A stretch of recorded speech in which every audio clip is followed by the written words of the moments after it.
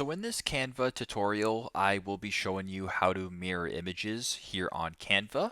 So first thing you guys have to do is open up Canva and add a picture to your design. So I will go to the Elements tab right here. I'll just scroll down until I find a photo that I think would be a good one to mirror.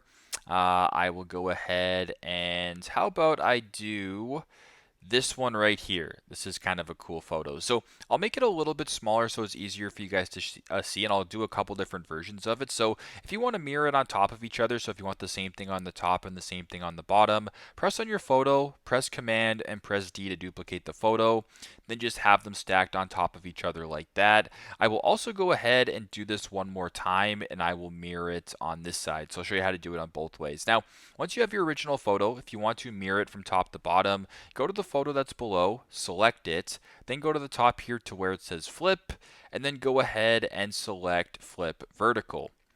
Now, as you can tell, the photo is duplicated right there.